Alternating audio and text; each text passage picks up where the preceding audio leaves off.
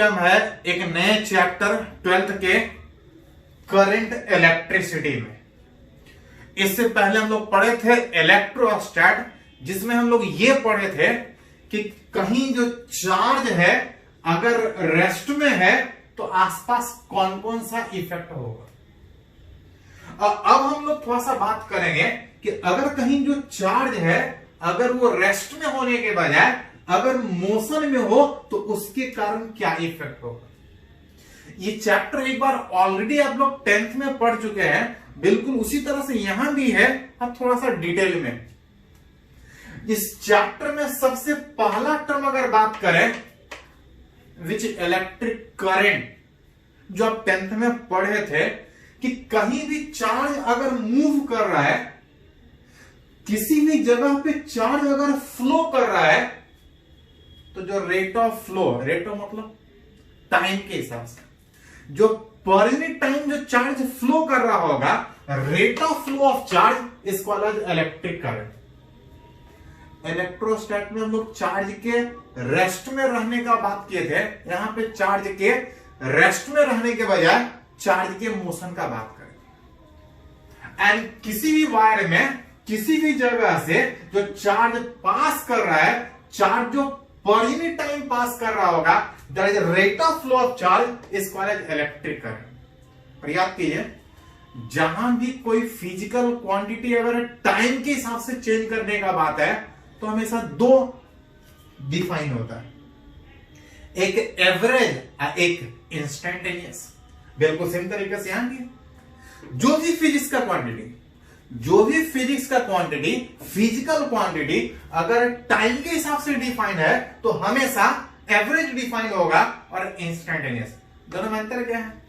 तो इस तरह से ऑलरेडी हम लोग बहुत बार यूज किए हैं कि जो भी फिजिकल क्वांटिटी जो आप डिफाइन कर रहे हैं टाइम के हिसाब से, अगर एक टाइम गैप में डिफाइन कर रहे हैं, थोड़ा ज्यादा टाइम कंसीडर कर रहे हैं, तो जहां कहीं भी ज्यादा टाइम कंसीडर हो, एक टाइम गैप का बात हो, तो वहां पर हम लोग एवरेज का बात करते हैं। Rate of flow of charge में जो चार्ज पास कर रहा है पर यूनिट टाइम, अगर ज्यादा टाइम ले रहे हैं, ज्यादा टाइम में ज्यादा चार्ज फ्लो करने का बात हो, तो दैट करंट, उसको बोलते हैं कौन सा करंट? Average current. समय के हिसाब से, टाइम के हिसाब से, that is rate of flow of charge. कुछ ज्यादा समय ले रहे हैं which is T final minus T initial, अगर टाइम ज्यादा कंसीडर कर रहे हैं तो चार्ज भी कुछ ज्यादा पास करने का बात हो, rate of flow of charge is called as current. Cross multiply कीजिएगा तो यहां से लिख सकते हैं डेल्टा क्यू बराबर I into delta. Charge per unit time pass कितना कर रहा है, अगर चार्ज पता है तो करंट निकाल सकते हैं। उल्टा, अगर किसी वायर में अगर करंट दिया है कि ऑन एन एवरेज कितना पास कर रहा है, तो उतने टाइम में कितना चार्ज पास करेगा, अब चाहे तो निकाल सकते हैं। मतलब चार्ज पता है तो करंट निकलेगा, और अगर करंट पता है तो चार्ज निकलेगा किसी जगह से कितना पास कर रहा है। अगर टाइम ज्यादा कंसीडर कर रहा है तो एवरेज, टाइम ज्यादा कंसीडर करने के बजाय एट एनी टाइम, जिस समय बात कर रहा है सिर्फ उसी समय, ओवरऑल टाइम गैप के बजाय एट एनी टाइम अगर बात करें तो दैट फिजिकल क्वांटिटी इसको हम लोग इंस्टेंटेनियस बोलते हैं। करंट का बात है तो इंस्टेंटेनियस करंट, विच इंस्टेंटेनियस करंट का मतलब कि जो एवरेज में समय ज्यादा लग रहा है उसको घटा के लगभग जीरो करना। बिल्कुल जीरो नहीं, बिल्कुल जीरो का मतलब टाइम बिना टाइम कंसीडर किए बताना है। दैट इज हवा में जैसे बात करने वाला बात हुआ कि बिना कुछ देखे बता रहे हैं कि लगभग इतना करंट पास कर रहा है। कुछ समय कंसीडर करेंगे लेकिन इतना कम टाइम कंसीडर करेंगे, वो टाइम अलग अलग काउंट होने के वजह एट एनी टाइम का बात हो। कुछ नहीं, जो एवरेज करंट डिफाइन कर रहे थे उसमें जो ज्यादा टाइम गैप कंसीडर कर रहे थे, उस टाइम गैप को घटा के जीरो की, उस टाइम गैप को घटा के जीरो करेंगे, जीरो नहीं टेंड्स टू जीरो, तो उस डेल्टा टी को लिखने के बजाय dt, जब टाइम गैप बहुत कम है तो चार्ज बहुत कम पास करेगा। जिसको सिंपली लिख सकते हैं कि अगर किसी वायर में चार्ज जो पास कर रहा है अगर चार्ज पता है टाइम के हिसाब से किस तरह चेंज कर रहा है, एक बार सिंपली खाली डिफरेंशिएट करेंगे, that will give the current. At any time बात हो रहा है, दैट इज इंस्टेंटेनियस करंट। इसको अगर क्रॉस मल्टीप्लाई कीजिएगा तो आई डी टी बराबर डी क्यू। चार्ज पता है, डिफरेंशिएट करेंगे तो करंट, उल्टा करंट पता है, स्मॉल टाइम में बात करेंगे तो स्मॉल चार्ज, अगर ज्यादा टाइम कंसीडर करना है तो इसको इंटीग्रेट कीजिए। मतलब चार्ज पता है, डिफरेंशिएट करेंगे तो करंट निकलेगा, अब करंट पता है, इंटीग्रेट करेंगे तो चार्ज निकलेगा। जैसे आप लोग 11th में काइनेमेटिक्स में करते थे, वेलोसिटी, एक्सीलरेशन, डिस्प्लेसमेंट के बिल्कुल उसी तरह से चार्ज पता है, डिफरेंशिएट कीजिए, करंट मिलेगा। कौन सा करंट? एट एनी टाइम का बात है, इंस्टेंटेनियस करंट, उल्टा क्रॉस मल्टीप्लाई करके करंट पता है, इंटीग्रेट करके चार्ज निकाल सकते। कैलकुलेशन का बात करेंगे, टर्म सिंपल है कि जहां कहीं भी चार्ज फ्लो कर रहा है, उस फ्लो ऑफ चार्ज को हम लोग करंट से रिप्रेजेंट करते हैं। दो तरह का, एक एवरेज, एक इंस्टेंटेनियस करंट। करंट में अगर बात कीजिएगा तो इसका डायरेक्शन भी होता है, मैग्नीट्यूड भी है, साथ में करंट में डायरेक्शन भी है।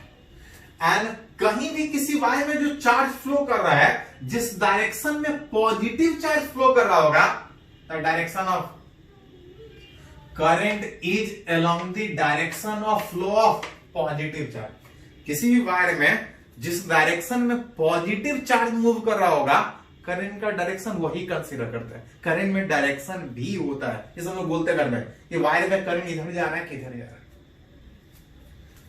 पॉजिटिव चार्ज जिस डायरेक्शन में मूव करेगा, करंट का डायरेक्शन उसी में, और जिस डायरेक्शन में नेगेटिव चार्ज मूव करेगा, करंट का डायरेक्शन ठीक उसके अपोजिट में हो।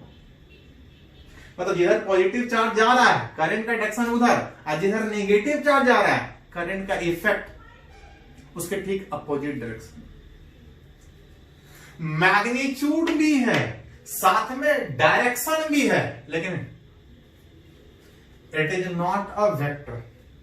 पढ़े हैं 11th में कि अगर किसी फिजिकल क्वांटिटी का मैग्नीट्यूड भी है और साथ में अगर डायरेक्शन भी है तो वो वेक्टर कहा जाता है। लेकिन यहां पे करंट के पास मैग्नीट्यूड भी है, डायरेक्शन भी है, लेकिन इसको वेक्टर नहीं बोलते, इसको हम लोग स्केलर की तरफ से ट्रीट करते हैं। एक्चुअली वेक्टर के डिफिनीशन में अगर पढ़े होंगे 11th में, तो मैग्नीट्यूड और डायरेक्शन खाली होना वेक्टर नहीं कहलाता, साथ साथ वो वेक्टर की तरह से ऐड भी, सबट्रैक्ट भी होना चाहिए। और याद कीजिए, जैसे एग्जांपल से समझते हैं कि अगर किसी वायर में करंट अगर 2 एम्पियर इधर आ रहा है, अगर इस वायर में 4 एम्पियर आ रहा है, तो इस वायर में कितना, इस तरह से 10th में सीखे आप लोग कि अगर इधर से 2 एम्पियर, इधर से 4 एम्पियर, तो इधर कितना, 6 एम्पियर। लेकिन याद कीजिए वेक्टर में पढ़े हैं कि इस दोनों का जो सम होगा वो इस एंगल पे डिपेंड करेगा। वेक्टर में सीखे, किसी भी वेक्टर का जो सम होता है वो इस बात पे डिपेंड करेगा कि कितने एंगल पे ऐड हो रहा है। लेकिन यहां पे आप देख सकते हैं कि ये करंट चाहे कितने एंगल पे भी आ जाए, वायर चाहे किस भी तरह से रखें, अगर इधर 2 एम्पियर, इधर 4 एम्पियर, तो इधर 6 एम्पियर होगा। एंगल चाहे ज्यादा हो चाहे कम, एंगल पे डिपेंड नहीं करेगा। लेकिन वेक्टर का एडिशन एंगल पे डिपेंड करता है। 2 वेक्टर कितने एंगल पे है उस पर डिपेंड करता है। विच करंट जिसके पास मैग्नीट्यूड भी है और डायरेक्शन भी है कि वायर में किधर पास कर रहा है, लेकिन इतना सब होने के बावजूद it is not a vector quantity, as it does not follow law of vector addition. ये वेक्टर की तरह से ऐड नहीं होता, ये सिंपली स्केलर की तरह से ऐड होता है। इलेक्ट्रोस्टैट वाले चैप्टर में हम लोग सीखे थे कि चार्ज के रेस्ट में रहने के कारण क्या इफेक्ट होगा। यहां पे हम लोग बात कर रहे हैं कि किसी वायर में चार्ज के फ्लो के कारण क्या इफेक्ट होगा। इफेक्ट हम लोग आगे पढ़ेंगे, अभी सिर्फ ये बात कर रहे हैं कि किसी वायर में जो चार्ज फ्लो कर रहा है उसको रिप्रेजेंट कैसे करें।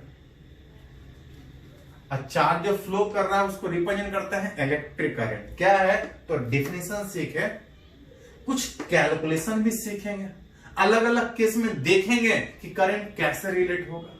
पहले इसको थोड़ा सा नोट कीजिए।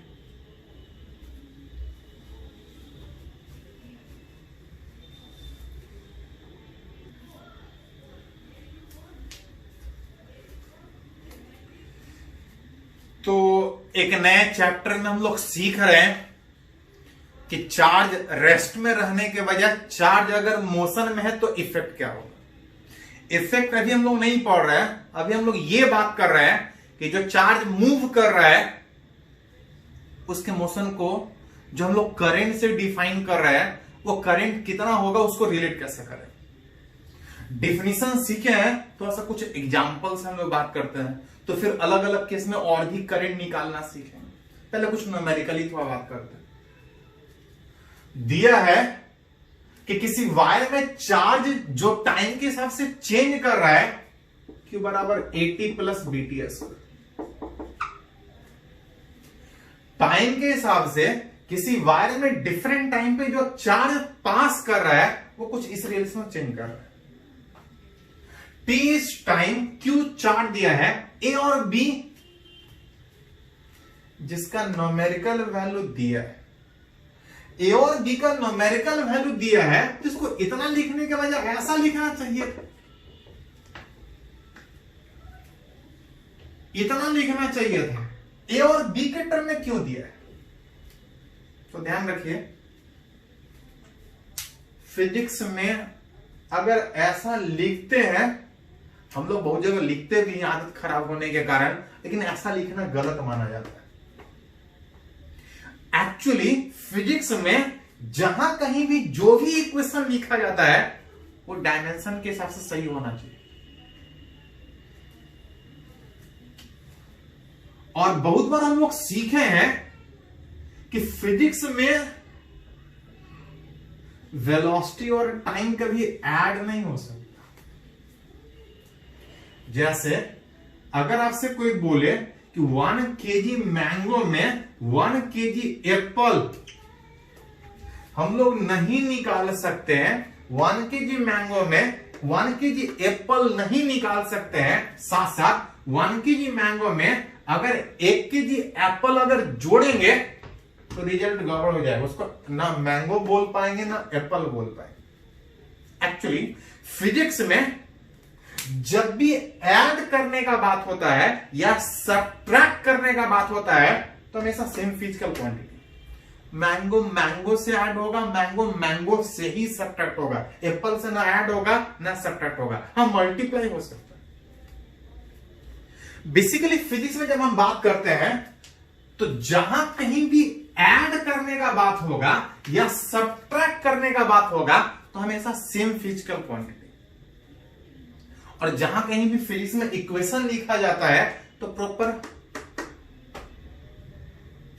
डायमेंशनली करेक्ट लिखा जाता है।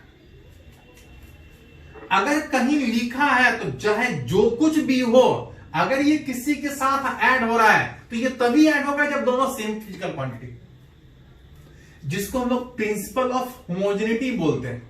अगर यूनिट एंड डायमेंशन पढ़े हो तो ये टर्म समझ में आएगा। नहीं तो अभी कुछ ज्यादा कुछ नहीं है कि अगर ये इससे ऐड हो रहा है तो ये तभी ऐड होगा जब दोनों सेम फिजिकल क्वांटिटी, अगर ये मैंगो है तो ये भी मैंगो होगा और रिजल्ट भी मैंगो ही होगा, जिसको हम लोग फिर से बोलते हैं प्रिंसिपल ऑफ होमोजेनिटी। कि अगर ये इसके साथ ऐड हो रहा है तो ये तभी ऐड होगा जब दोनों का डायमेंशन सेम होगा, और ऐड होने के बाद रिजल्ट भी वही होगा, विच तीनों का डायमेंशन सेम। ये ऐड हो रहा है, आम आम के साथ जुटेगा, मैंगो मैंगो के साथ जुटेगा, रिजल्ट मैंगो ही मिलेगा, सारे का डायमेंशन सेम होगा। इस प्रिंसिपल को बोलते हैं प्रिंसिपल ऑफ होमोजेनिटी। नहीं पढ़े कोई दिक्कत नहीं, जैसे जैसे जरूरत पड़ेगा यूज होते जा रहा है। ये दोनों बराबर है जिसमें हमसे पूछा गया है इस ए का डायमेंशन कितना होगा, तो Q बराबर AT में इस A को हटा के लिखे तो Q बाई T, T नीचे आएगा। चार्ज का डायमेंशन इलेक्ट्रोस्टैट में सीखे, current into time. T is time, T से डिवाइड कीजिएगा, T से T कैंसिल आउट, उस ए का डायमेंशन ए मतलब एम्पियर, ये एम्पियर वाला है। इस बी के डायमेंशन का बात कीजिएगा तो आप देख सकते हैं क्यू बराबर बी टी स्क्वायर में इस बी का value Q by T square. Q is charge और बटा टी स्क्वायर से डिवाइड कीजिएगा, इसका डायमेंशन आप निकाल सकते। तो वो कभी कभी बीच में इस तरह से यूज होगा, कुछ बुक में आपको मिलेगा क्वेश्चन, तो ध्यान रखिएगा। ज्यादा कुछ नहीं, जहां जहां जरूरत पड़ेगा उस तरह से यूज करते जाए।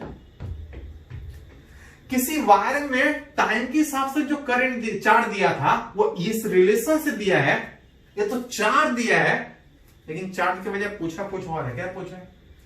दिया चार्ज है, पूछ रहा है उस वायर में करंट कितना पास करेगा, करंट थ्रू वायर कितना होगा between t equal to 2 second से t इक्वल टू 4 सेकंड के बीच। करंट हम लोग दो तरह का पढ़े हैं, एवरेज, एक इंस्टेंटेनियस। देखिए तो कौन सा करंट पूछा है, इंस्टेंटेनियस पूछा है कि एवरेज करंट पूछा है? तो करंट पूछा है बिटवीन दो टाइम के बीच। जहां एक टाइम गैप का बात हो तो पढ़े हैं वो एवरेज होता है। नहीं भी लिखा है तब भी क्लियर है कि जब से पूछ रहा वो एवरेज करंट पूछ रहा है। एवरेज करंट पढ़े हैं टाइम गैप में चार्ज के फ्लो का बात होगा, which Q final minus Q initial divide by T final minus T. Final time 4 second, initial time 2 second. उस 2 से 4 के बीच अगर चार्ज फ्लो निकालने तो करंट निकलेगा, उसके लिए हमको 4 सेकेंड पे चार्ज निकालना पड़ेगा 2 सेकेंड पे। ये बता रहा है एट एनी टाइम चार्ज कितना, जिसमें इस ए का वैल्यू न्यूमेरिकली 1 और बी का वैल्यू 2। सीधा कर न्यूमेरिकली बैठा दे तो ए का वैल्यू 1 में,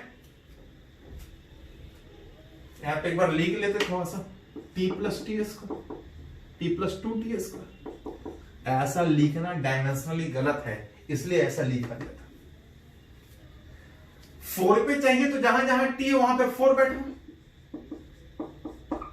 t का वैल्यू 2 पे है तो जहां जहां t है वहां पे 2 बैठो।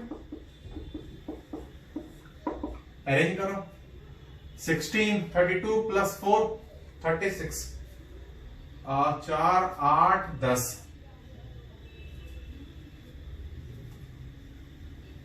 36 minus 10 divide by 2 that equal to 26 by 13,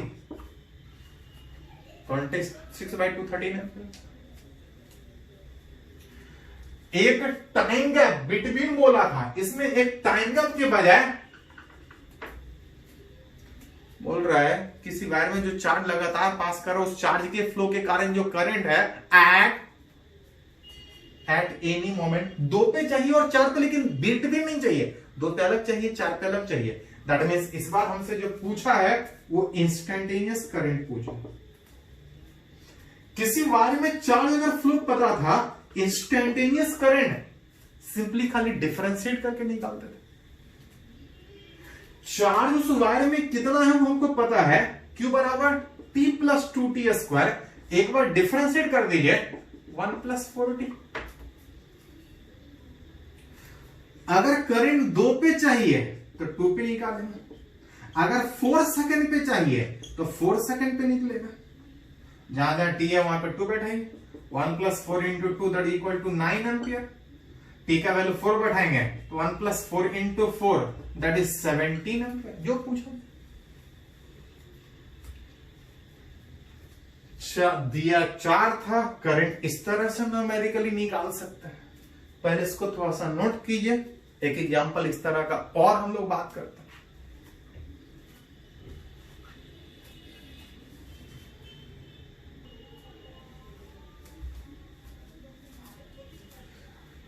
तो यहां पे एक और अगर न्यूमेरिकल बात करें, पिछले वाले न्यूमेरिकल में हम लोग बात किए थे कि किसी वायर में चार्ज अगर फ्लो कर रहा है, अगर दिया है तो करंट कैसे निकालेगा। इस बार उल्टा, पिछले बार चार्ज दिया था करंट निकालना था, इस बार करंट दिया है चार्ज निकालने का बात करें। देखिए दोस्तों, बोल रहा किसी वायर में टाइम के हिसाब से जो करंट पास कर रहा है वो कुछ इस रिलेशन से, AT स्क्वायर प्लस BT, जहां पे A का न्यूमेरिकल वैल्यू दिया है, B का न्यूमेरिकल वैल्यू दिया है, हमसे पूछा जा रहा है करंट इतना दिया है, पूछ रहा है चार्ज कितना पास करेगा।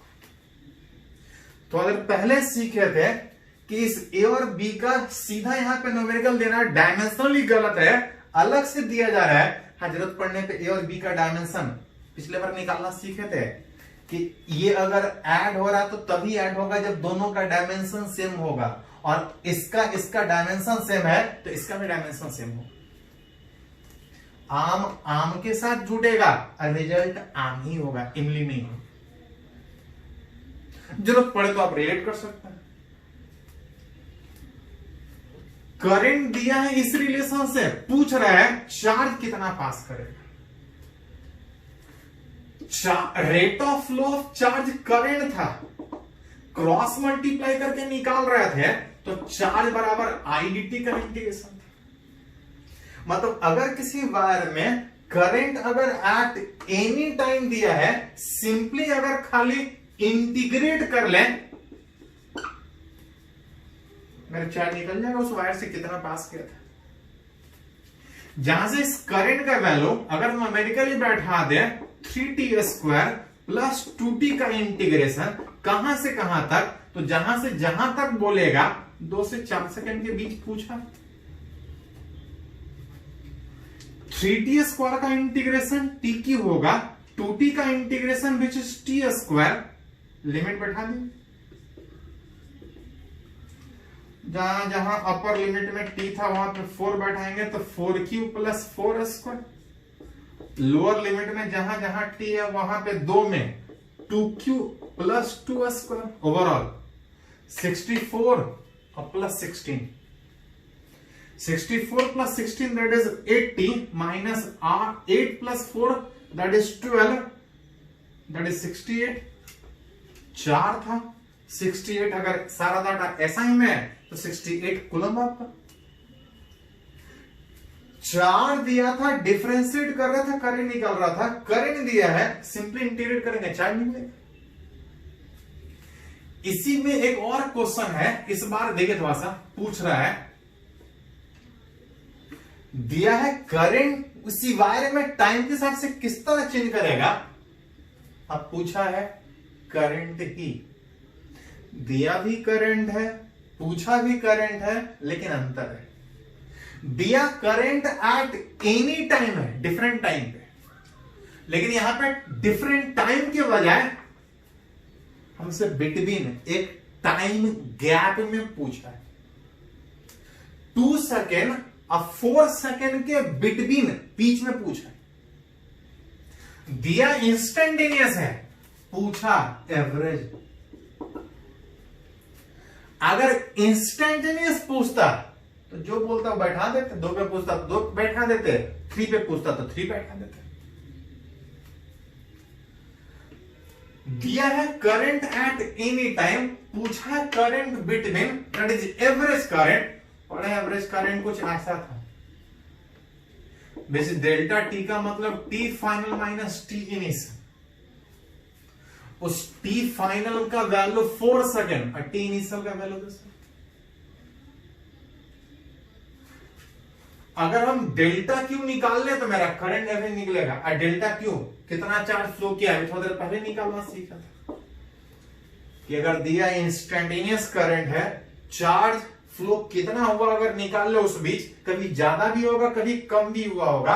अगर निकाल ले तो डिवाइड करेंगे that will give the average current. मतलब सिंपली थोड़ा सा इंटीग्रेशन, उस आई का integration, I that is 3t square plus 2t का इंटीग्रेशन कहां से कहां के बीच, जो यही तो पहले निकाला हुआ था, आ रहा था 68 कूलम डिवाइड बाय 2 से डिवाइड कीजिएगा 34, करंट है एम पे। तो थोड़ा सा न्यूमेरिकली आपको ध्यान में रखना है कि दिया क्या है, दिया करंट था, इंस्टेंटेनियस करंट था, पूछा एवरेज करंट। हाँ, चार्ज निकालना तो इस तरह से रिलेट कर सकते हैं। ये तो कुछ न्यूमेरिकल ही हुआ, इसमें कुछ थ्योरेटिकल कंडीशन में आपसे पूछा जाता है। करंट अलग अलग कंडीशन में पहले इसको नोट कीजिए, तो थ्योरेटिकल कंडीशन में थोड़ा सा बात करेंगे। पहले इसको नोट कीजिए।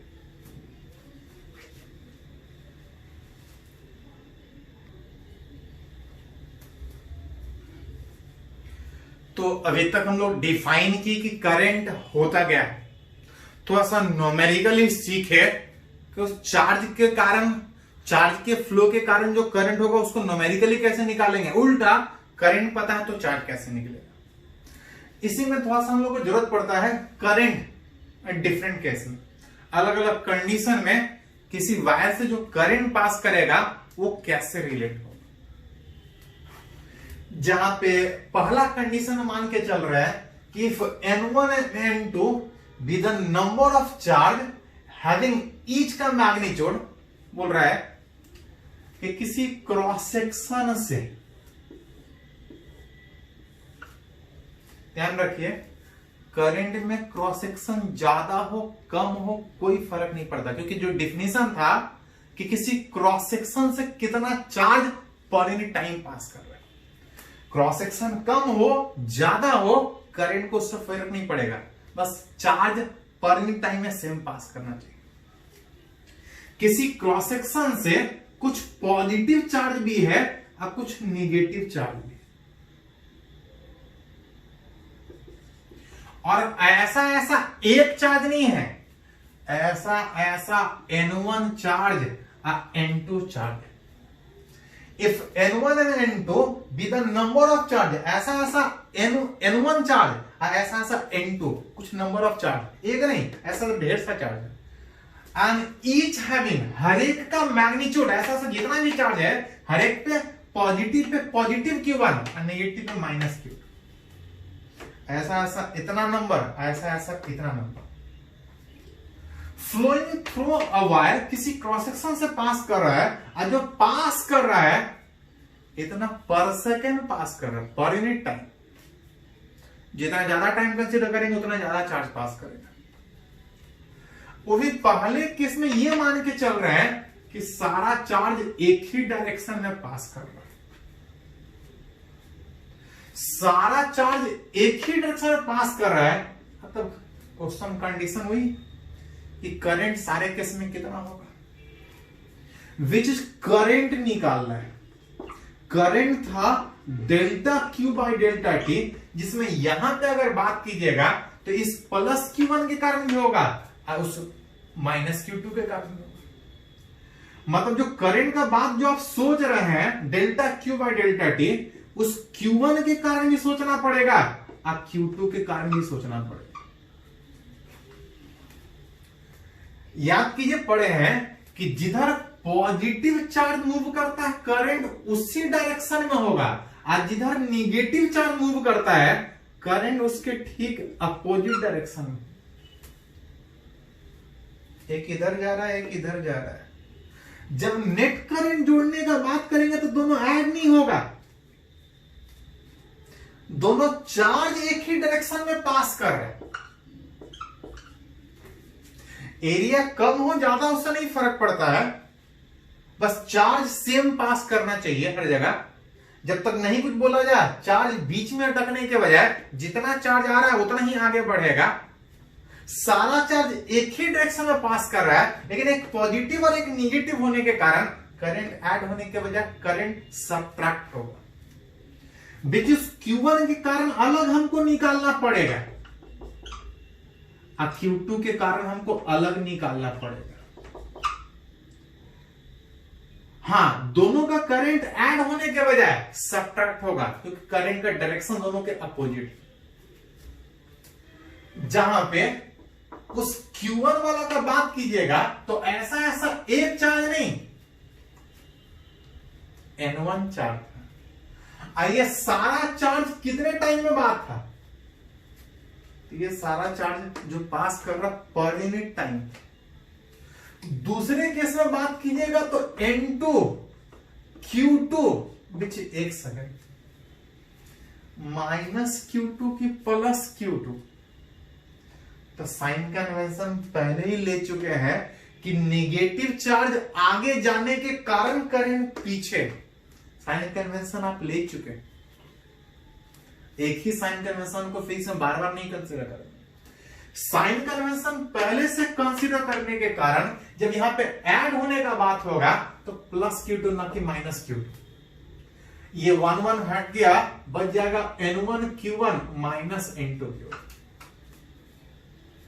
हाँ, इसका भी इफेक्ट बड़ा हो सकता है, इसका भी इफेक्ट बड़ा हो सकता है, हमको नहीं पता है तो नेट मैग्नीट्यूड निकालना कि नेट इधर जाएगा किधर जाएगा। वही अगर सेम डायरेक्शन में पास करने के बजाय अगर इन अपोजिट डायरेक्शन में बात हो तो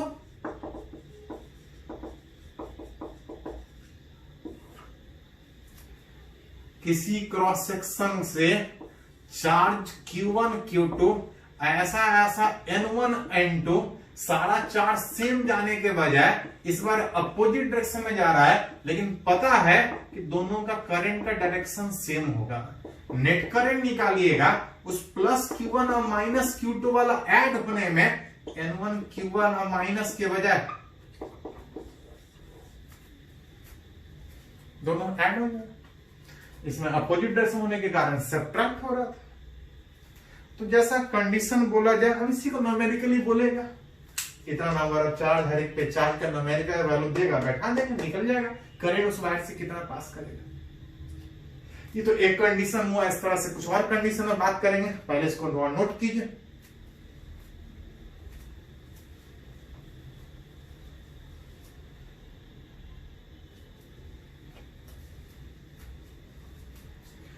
तो हम लोग सीख रहे हैं अलग अलग कंडीशन में किसी वायर से जो चार्ज पास कर रहा है उसके कारण करंट कितना होगा। अभी एक कंडीशन में डिफाइन किए थे, एक और कंडीशन में अगर बात करें तो इस बार बोल रहा है कि if n be the number of charge per unit volume, किसी कंडक्टर से ऐसा ऐसा एक नहीं, ऐसा ऐसा n चार्ज, वो भी उसके एक वॉल्यूम में, उतना चार्ज नहीं, उतना चार्ज एक वॉल्यूम में। जितना वॉल्यूम ज्यादा होगा उस मटेरियल में चार्ज ज्यादा होगा। बोल रहा है if n be the number of charge पर इन वॉल्यूम, हर एक का चार्ज का मैग्नीट्यूड Q है, वैसे से ढेर सा है, एक वॉल्यूम में इतना नंबर, मटेरियल के एक वॉल्यूम में इतना नंबर, जितना ज्यादा वॉल्यूम होगा चार्ज उतना ज्यादा होगा। किसी कंडक्टर से जिसका कुछ cross section area, cross section मतलब, तो क्रॉस सेक्शन का मतलब होता है कि जिस डायरेक्शन में सोच रहे हैं उस डायरेक्शन के ठीक परपेंडिकुलर किसी एक जगह के एरिया। जैसे अगर इस वायर से अगर चार्ज पास करने का बात हो तो उस करंट फ्लो के परपेंडिकुलर किसी एक जगह का एरिया, जिसको हम बोलते हैं क्रॉस सेक्शन एरिया, पास कर रहा है। हर चार्ज अगर भी स्पीड से आगे जा रहा है तो निकालना चाह रहा है करंट कितना होगा। सिचुएशन चाहे कोई भी हो, करंट तो एक ही था।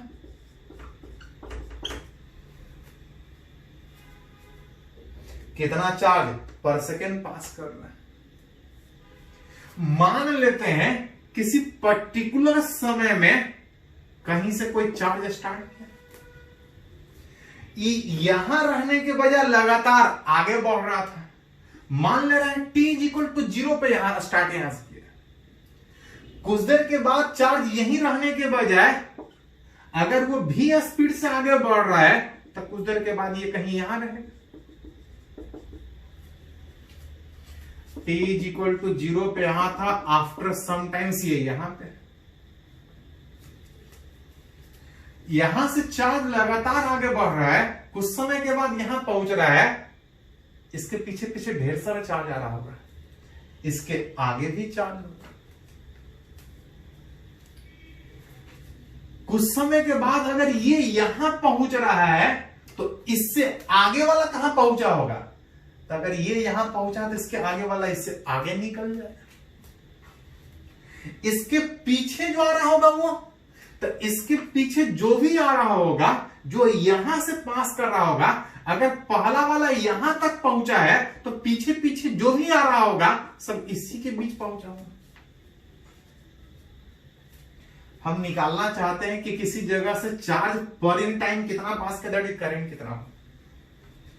अगर इस जगह से निकालना चाह रहा है कि करंट कितना हुआ, पर सेकेंड कितना चार्ज पास किया, तो पहला वाला चार्ज यहां गया है, यहां से जितना भी चार्ज पीछे पीछे आया था सब इसी में। मतलब अगर इस जगह से अगर चार्ज निकालना चाह रहे हैं कितना पास कर रहा है, तो आप निकाल लीजिए चार्ज इन साइडेड पोर्शन।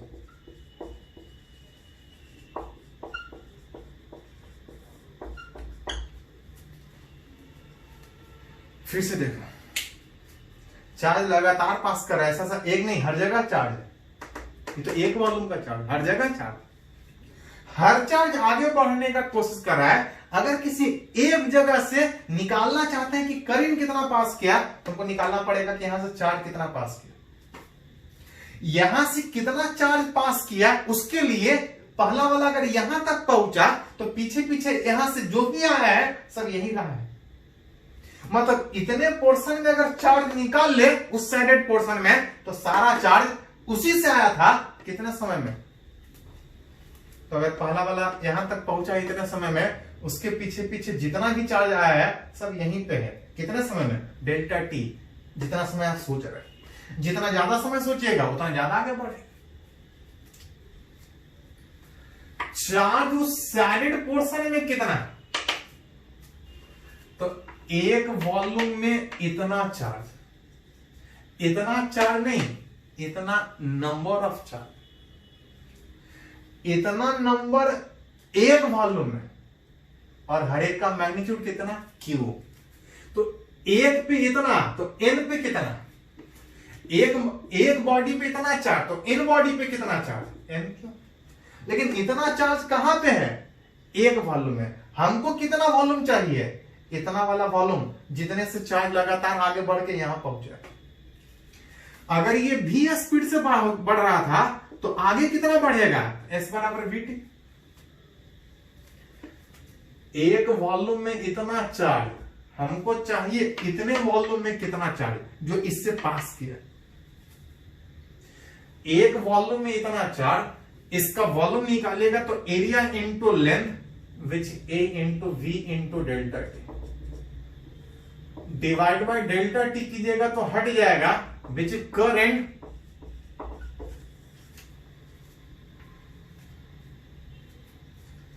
अगर किसी वायर में हर जगह चार्ज है, लगातार पास कर रहा है, अगर एरिया अगर ए, हर चार्ज अगर भी स्पीड से आगे जा रहा है, क्यू चार्ज हर एक के ऊपर है, ऐसा ऐसा एन चार्ज नहीं, एन चार्ज अगर एक वॉल्यूम में है, तो करंट कितना होगा तो निकाल सकते हैं, N Q A into V. ये रिजल्ट ध्यान में रखिएगा, इस चैप्टर में आगे हमेशा जरूरत पड़ेगी। एक पॉइंट है, एनएच क्या था, charge per unit volume. Generally किसी बॉडी में चार्ज इलेक्ट्रॉन के फ्लो के कारण करंट होता है। तो जनरली हम लोग को जरूरत पड़ेगा कि किसी कंडक्टर के एक वॉल्यूम में कितना नंबर ऑफ चार्ज के बजाय कितना नंबर ऑफ इलेक्ट्रॉन, जिसके फ्लो के कारण हमको करंट मिलेगा। जनरली मटेरियल में इलेक्ट्रॉन के फ्लो के कारण करंट होता है।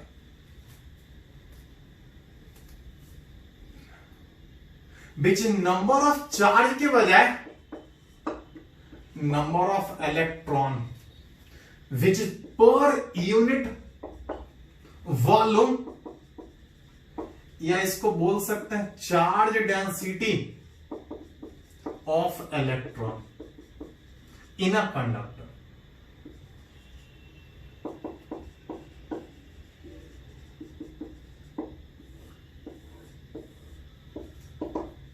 ये हम लोग को जरूरत पड़ेगा, नंबर ऑफ इलेक्ट्रॉन पर इन वॉल्यूम, जिसको बोल सकते हैं चार्ज डेंसिटी ऑफ इलेक्ट्रॉन एक किसी कंडक्टर में, किसी कंडक्टर के एक वॉल्यूम में कितना चार्ज है। जनरली हमको किसी बॉडी का वॉल्यूम देने के बजाय किसी बॉडी का मास हमको दिया जाएगा, किसी कंडक्टर का मास दिया जाएगा। किसी कंडक्टर का मास के साथ साथ उसका मोलर मास आपको दिया जाएगा, जो बता रहा होगा कि आयरन है कि कॉपर है कि किस मटेरियल, एल्यूमिनियम है, किस मटेरियल से करंट फ्लो का बात होगा, उसका कुछ मोलर मास दिया जाएगा, उसका कुछ डेंसिटी भी हो सकता है दिया जाए, जैसा जरूरत पड़े तो निकाल सकता है। नंबर ऑफ इलेक्ट्रॉन निकालना है किसी कंडक्टर के एक वॉल्यूम में, जहां पे जनरली मास दिया है, तो देख सकते हैं अगर किसी बॉडी का मास पता है तो नंबर ऑफ मोल निकाल सकते हैं। मास अगर m है तो नंबर ऑफ मोल कितना होगा, तो mass by molar mass. Number of mole पता है तो नंबर ऑफ एटम निकाल सकते हैं। एक मोल में कितना,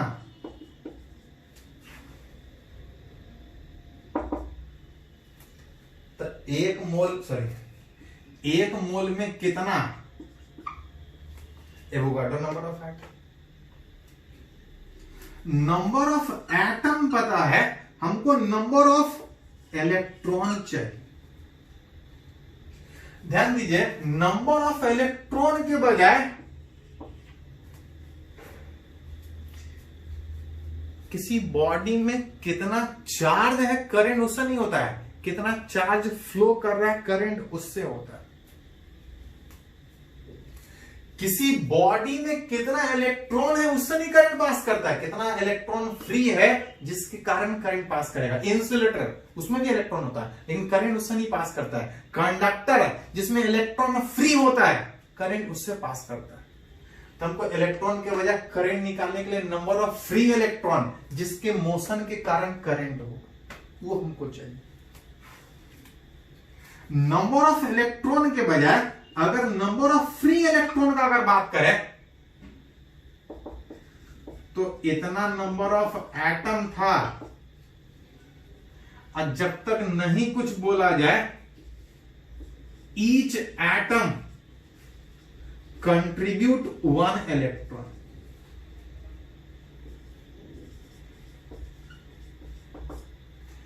एक एटम में जितना उसका एटॉमिक नंबर होता है उतना नंबर ऑफ इलेक्ट्रॉन होता है, लेकिन सारा इलेक्ट्रॉन फ्री नहीं होता है। जब तक नहीं कुछ बोला जाए हम लोग मान के चलते हैं कि each atom will contribute 1 free electron. Each atom will contribute 1 free electron. तो ध्यान रखिए, इलेक्ट्रॉन नहीं, फ्री इलेक्ट्रॉन जिसके कारण करंट पास करेगा। तो ये हमको रिलेट कर रहा है नंबर ऑफ फ्री इलेक्ट्रॉन किसी मटेरियल से कितना होगा, लेकिन जो हमको चाहिए वो n चाहिए था। n मतलब था नंबर ऑफ फ्री इलेक्ट्रॉन पर इन वॉल्यूम किसी कंडक्टर जिससे करंट पास करेगा। नंबर ऑफ फ्री इलेक्ट्रॉन पता है, लेकिन नंबर ऑफ फ्री इलेक्ट्रॉन के बजाय नंबर ऑफ फ्री इलेक्ट्रॉन पर इन वॉल्यूम चाहिए। m by m0 into Avogadro number divide by volume. जगह थोड़ा सा कम है, इसको पहले थोड़ा सा फिर से देख लीजिए, जगह हम थोड़ा सा एडजस्ट करते हैं, आप फिर से देख लीजिए।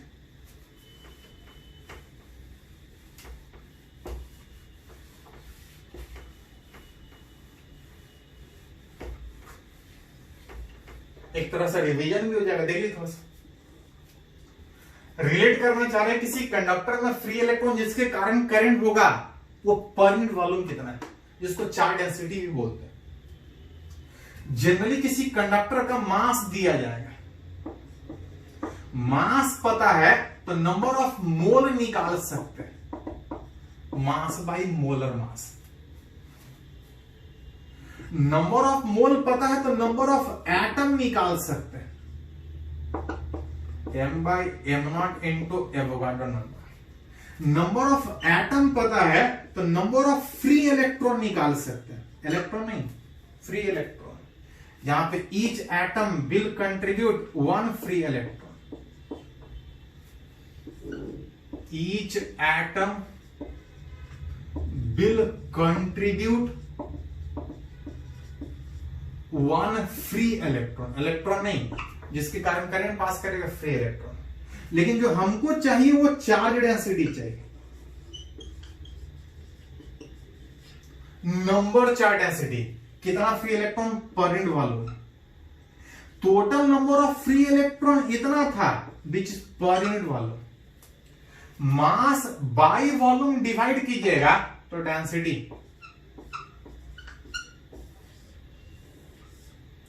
ये सॉरी ये था एवोगाड्रो नंबर।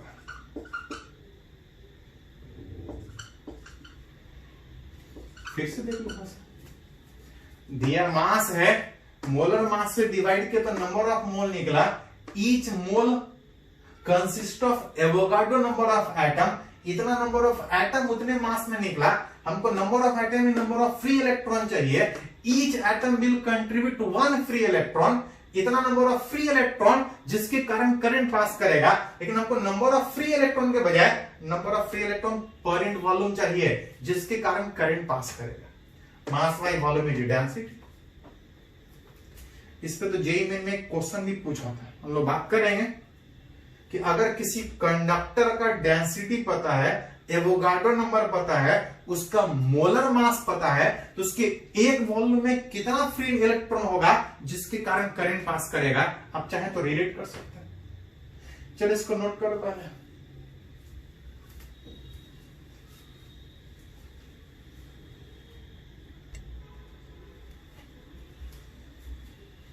तो इसी में एक लास्ट कंडीशन हम लोग बात करेंगे। हम लोग बात कर रहे हैं चार्ज अलग अलग कंडीशन में जब मूव करेगा तो करंट कैसे रिलेट करेगा।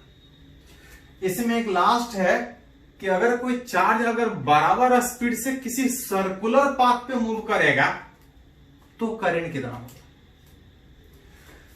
जिसमें सबसे पहला बात करेंगे फॉर अ पॉइंट चार्ज का, कि अगर कोई पॉइंट चार्ज अगर किसी सर्कुलर पाथ पे अगर सेम स्पीड से अगर सर्कुलर पाथ पे अगर रोटेट कर रहा होगा तो इसके कारण कितना करंट होगा। चार्ज पास कर रहा है, हर जगह से नहीं पास कर रहा है। जब यहां से पास कर रहा है तो दूसरी जगह से नहीं पास कर रहा है। लेकिन हां, अगर वो बराबर स्पीड से पास कर रहा है तो हर जगह एक डिफिनिट टाइम के बाद उसको रिपीट कर रहा है। एक टाइम गैप के बाद फिर से अपने पाथ को रिपीट कर रहा है, तो यहां पर आप एवरेज करंट बोल सकते हैं। करंट चाहे जिस भी कंडीशन में, डिफिनेशन तो एक ही है, rate of flow of charge. यहां पे चार्ज एक ही जगह पे बार बार आ रहा है, कितने देर के बाद। तो अगर वो बराबर स्पीड से रोटेट कर रहा है तो एक डिफिनिट टाइम पीरियड के बाद बात वापस आएगा। अगर एक टाइम पीरियड दे दे तो वहां से करंट निकाल सकते हैं। टाइम पीरियड के बजाय अगर फ्रीक्वेंसी दे दे, 1/टाइम पीरियड इज फ्रीक्वेंसी, याद कीजिए थोड़ा सा। अगर फ्रीक्वेंसी दे दे कि पर सेकंड में कितना रोटेशन काट रहा है तो करंट वहां से भी निकाल सकते हैं। बहुत बार टाइम पीरियड फ्रीक्वेंसी देने की वजह सिंपली खाली स्पीड देगा कि पार्टिकल इस सर्किल के ऊपर भी स्पीड से रोटेट कर रहा है। तो जो टाइम पीरियड होगा वो कितना होगा, तो टाइम पीरियड हो जाएगा 2πr/v उस सर्कुलर पाथ। जिसको चाहे तो इस v के बजाय इसको एंगुलर स्पीड ओमेगा से लिख सकते। v बराबर ओमेगा आर में आर कैंसिल आउट होगा, इसको लिखिएगा तो qv/2πr, और v को हटा के अगर लिखिएगा तो ओमेगा आर में r कैंसिल आउट, q ओमेगा/2π। टाइम पीरियड दिया तो यहां से निकल जाएगा, फ्रीक्वेंसी दिया तो यहां से निकलेगा। अगर लीनियर स्पीड लेंथ के हिसाब से स्पीड दिया तो यहां से निकलेगा। अगर एंगुलर स्पीड दिया है कि इस एंगुलर स्पीड से वो पॉइंट चार्ज रोटेट कर रहा है तो करंट वहां से निकलेगा। अगर पॉइंट चार्ज के बजाय अगर किसी सर्कुलर रिंग का बात हो तो, और चार्ज सर्कुलर रिंग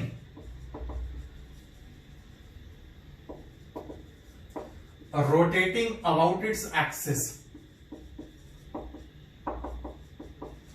अगर कोई uniformly charge ring, that is हर जगह चार्ज है। अगर अपने ही एक्सिस के अबाउट अगर रोटेट कर रहा हो, तो पिछले बार एक ही जगह पे चार्ज था, अब कुछ समय के बाद वो वापस आ रहा था, हम लोग एवरेज करंट का बात कर रहे थे। यहां पे हर जगह चार्ज रोटेट कर रहा है, अतः रिलेट करना चाह रहा है कि इसके कारण करंट कितना होगा। यहां पे थोड़ा सा एक बोल सकते हैं कि ये चार्ज बार बार सर्कुलर पाथ पे रोटेट कर रहा है, इट इज इक्विवेलेंट टू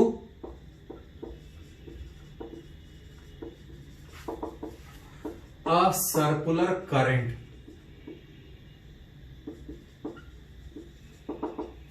बार बार ये एक सर्कुलर पाथ पे रोटेट कर रहा है, एक सर्कुलर करंट के इक्विवेलेंट होगा।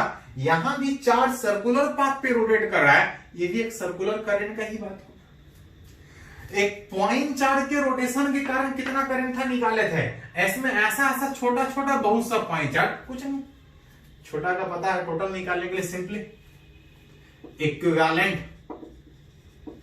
Circular current. यहां भी बोल सकते हैं कि एक सर्कुलर करंट की तरह से बिहेव करेगा, जिसमें उस छोटे से चार्ज के रोटेशन के कारण कितना करंट होगा वो निकाल चुके हैं। टोटल निकालना तो सिंपली इंटीग्रेट कर सकते हैं। मन करे तो टाइम पीरियड के टर्म में लिख सकते हैं, मन करे तो फ्रीक्वेंसी के टर्म में, स्पीड के टर्म में, ओमेगा के टर्म में। याद कीजिए थोड़ा सा, बॉडी चाहे कैसा भी शेप का हो, ओमेगा हर जगह सेम होता है। अगर इसको ओमेगा के टर्म में लिखें तो Q मतलब dq इंटू ओमेगा बाई 2 पाई। जहां पे ऐसा छोटा छोटा चार्ज इस पे कहीं भी कंसीडर कीजिएगा, ओमेगा हर जगह सेम होगा, सिर्फ dq का इंटीग्रेशन, और बॉडी चाहे जिस शेप का हो, एक करके चार्ज इंटीग्रेट कीजिएगा तो Q ही आएगा। मतलब चाहे किसी पॉइंट चार्ज के सर्कुलर पाथ के रोटेशन का बात हो, या किसी रिंग के सर्कुलर पाथ के रोटेशन का बात हो, या पूरा भरा हुआ डिस्क भी होता है, ओमेगा हर जगह सेम होगा, 2 पाई हर जगह सेम होगा। एक का करके चाहे जिस तरह से जोड़िए, टोटल चार्ज Q ही रहेगा, चाहे जितना भी हो, ज्यादा हो चाहे कम हो। करंट Q ओमेगा बाई 2 पाई, चाहे वो पॉइंट चार्ज का रोटेशन हो, किसी रिंग का रोटेशन हो, किसी सर्कुलर डिस्क का रोटेशन हो, अगर वो सर्कुलर पाथ पे रोटेट कर रहा है, it is equivalent to a circular current, जहां पे current equivalent Q omega by 2 pi. तो भी सीखे थोड़ा सा कि डिफरेंट केस में अलग अलग कंडीशन में चार्ज अगर मूव कर रहा है, करंट कैसे रिलेट होगा। सिचुएशन कुछ और भी दे, कोई फर्क नहीं पड़ता है, सारी जगह एक ही डिफिनेशन है करंट का, चार्ज पर टाइम कितना पास कर रहा है। चलो इसको नोट करो।